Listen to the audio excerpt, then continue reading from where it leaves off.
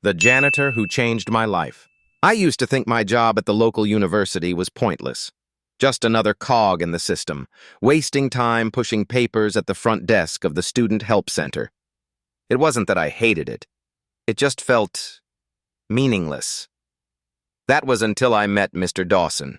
He was the janitor, a quiet, old man who kept to himself, always mopping the floors with a slow, steady rhythm. Most students ignored him, professors barely acknowledged him, and even I didn't think much of him, just another worker in the background of life. One evening, I stayed late to finish some paperwork. The hallways were empty, the fluorescent lights buzzing overhead. Mr. Dawson was there, as usual, cleaning up. "Why do you stay so late?" I asked, mostly just to make conversation. He looked up, smiling slightly. "Because the floors don't clean themselves." I chuckled. "Fair enough. You ever get tired of it?" He paused, leaning on his mop. "Not really. It gives me time to think. Life's about how you see things, kid. Some people look at a mop and see a dead-end job. I see a tool that lets me serve others." That stuck with me. Over the next few weeks, I started talking to him more. And then, one night, I noticed something.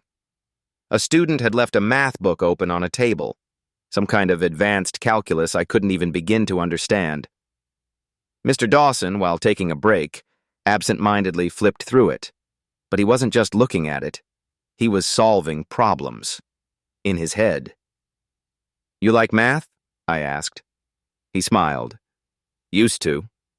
Curious, I dug deeper. Turns out Mr. Dawson wasn't just a janitor. He was Dr. Robert Dawson, a former mathematics professor, a brilliant one.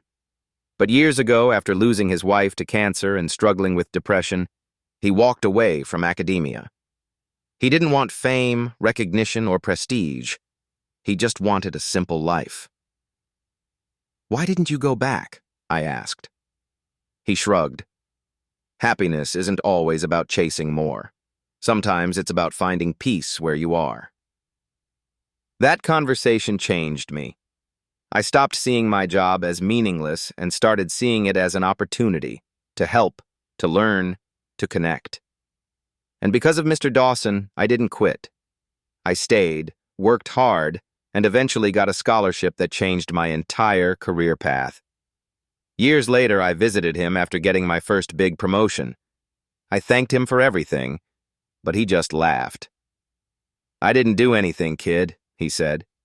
"You just started looking at life a little differently."